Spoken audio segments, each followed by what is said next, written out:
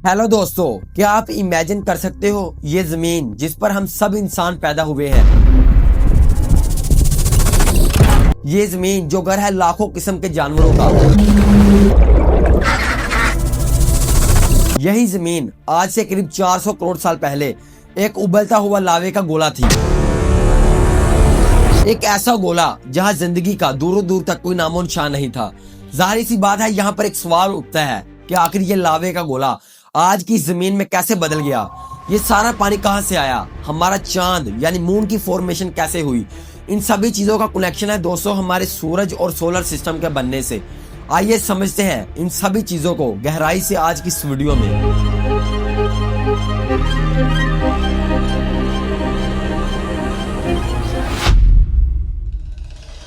आज से करीब 4.6 बिलियन ईयर्स पहले यानी कि 460 करोड़ साल पहले की बात है।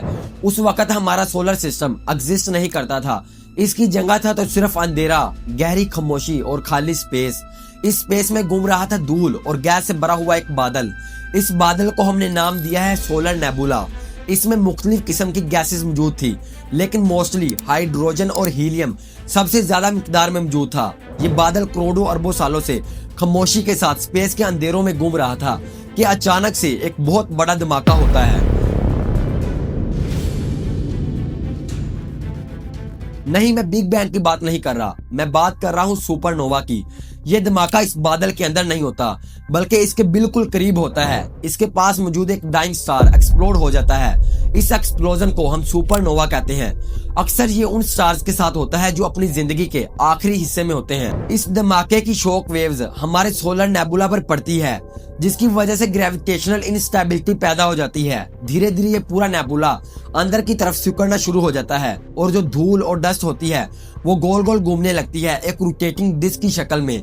इस प्रोटोप्लैनेटरी डिस्क के बिल्कुल बीच प्रेशर और टेम्परेचर दोनों बढ़ते रहते हैं। इस प्रोसेस के नतीजे में एक प्रोटोस्टार पैदा होता है। अब आहिस्ता आहिस्ता ये नेबुला का सारा मटेरियल बीच की तरफ खींचता चला जाता है बढ़ती हुई गर्मी और प्रेशर की वजह से।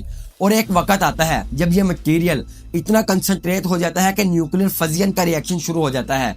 हाइड्रोजन गैस का फजियन रिएक्शन जो ऑलमोस्ट 15 मिलियन डिग्री सेल्सियस के टेम्परेचर पर होता है।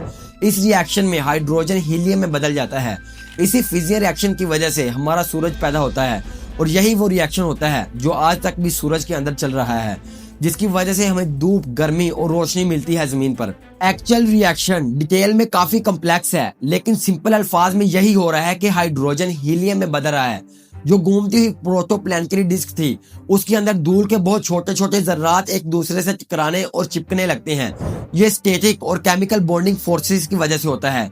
जब ये धूल के छोटे छोटे जर्रात मिलकर इकट्ठा होने लगते हैं तो हम इन्हें प्लैनेटेसिमल्स कहते हैं। उसके बाद जब ग्रेविटी की वजह से इनका साइज और मास बढ़कर करीब चांद के बराबर हो जाता है तो हम इन्हें प्रोटोप्लैनेट्स कहना शुरू कर देते हैं। इस पूरे इकट्ठे होने के प्रोसेस को एक्रिएशन कहा जाता है। अब अगर हम जमीन की बात करें तो ये जो प्रोटोप्लैनेट्स और प्लैनेटेसिमल्स थे इनके दरमियान अक्सर टकराव होता रहता था। तो फिर धीरे धीरे ये प्रोसेस बढ़ता गया और एक वक्त आया जब इन्होंने एक गोले की शक्ल अख्तियार कर ली, यानी स्फेरिकल शेप। इसी तरह कई टकराव के बाद हमारी जमीन बनती है। Over millions of years, gravity pulls these rocks together to form the Earth, one of at least 100 planets circling the sun.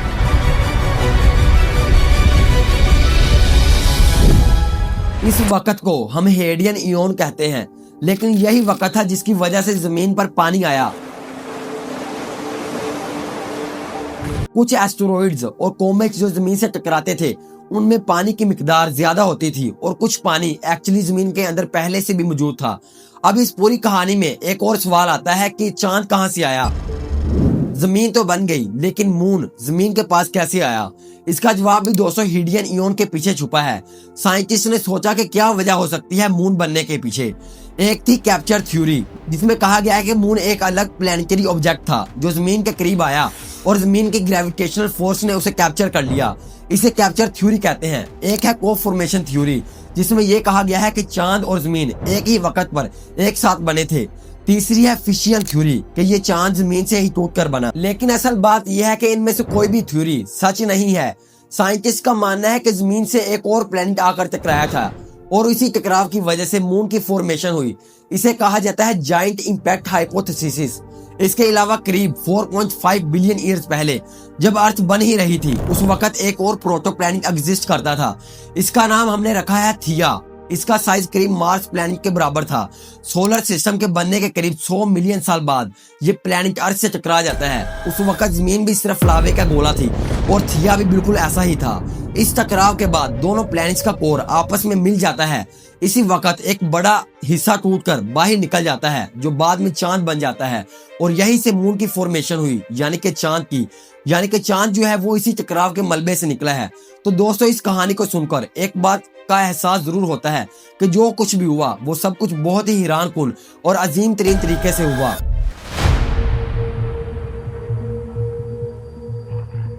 तो दोस्तों, यहाँ पर एक बात बहुत जरूरी हो जाती है समझना।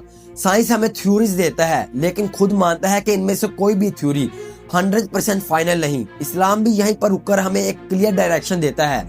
इस्लाम हमें ये नहीं बताता है कि कौन सा प्लैनेट टकराया, ना कि ये कितनी स्पीड से टकराया और ना ही ये कि कितना मलबा बना। इस्लाम का फोकस इस बात पर होता है कि ये सब कुछ किसके हुक्म से हुआ। कुरान के मुताबिक अल्लाह ने आसमान और जमीन को 6 अय्याम में बनाया और अय्याम का मतलब आम 24 घंटे का दिन नहीं बल्कि बहुत लंबा मुद्दत यानी स्टेजेस और फेसेस हैं। यानी इस्लाम भी मानता है कि क्रिएशन एक प्रोसेस था जो मरहिल में कंप्लीट हुआ, ना कि एक दिन या एक पल में। जो कुछ साइंस आज एक्सप्लेन करती है वो अल्लाह के बनाए हुए कवानीन के तहत ही हुआ। टकराव, हीट, ग्रेविटी, मूवमेंट, ये सब चीजें अपने आप से नहीं हो सकती बल्कि इन सब के पीछे एक निजाम है। इस्लाम ये कहता है कि इस पूरे निजाम का क्रिएटर अल्लाह है और साइंस बस उस निजाम को समझने की कोशिश कर रही है। इसीलिए अगर साइंस कहती है कि मून किसी टकराव के बाद बना तो इस्लाम भी इस बात को रिजेक्ट नहीं करता, बल्कि ये कहा जाता है कि अगर ऐसा हुआ भी तो वो अल्लाह के इरादे और प्लान के मुताबिक ही हुआ। आखिर में कुरान हमें ये याद दिलाता है कि इंसान को इल्म बहुत कम दिया गया है और कायनात के तमाम राज सिर्फ अल्लाह ही जानता है। और दोस्तों, यहाँ पर एक बहुत गहरा सवाल पैदा होता है, अगर अल्लाह चाहता तो वो कुन फायाकुन कहकर पूरी कायनात एक ही लम्हे में बना सकता था, तो फिर अल्लाह ने जमीन और आसमान को 6 अय्याम यानी स्टेजेस में क्यों बनाया?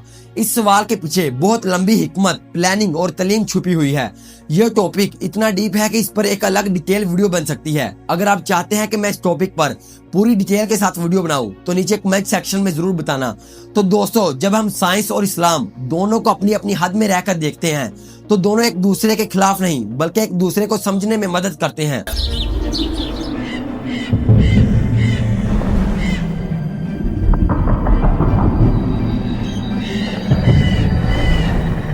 अगर वीडियो पसंद आई हो तो मैंने पिछले दिनों हुए इथोपिया वोल्केनिक इरप्शन पर भी एक डिटेल वीडियो बनाई है जिसे आप यहाँ क्लिक करके देख सकते हो। इस वीडियो में हमने डिटेल में समझा है कि अफ्रीका में वोल्केनिक इरप्शन कैसे हुआ, जमीन के अंदर क्या प्रोसेस हो रहा है और कैसे ये इरप्शन कॉन्टिनेंट्स के फॉर्मेशन और मूवमेंट से रिलेटेड है। फिर मिलते हैं एक नए टॉपिक के साथ किसी अगले वीडियो में। तब तक के लिए बहुत बहुत शुक्रिया दोस्तों।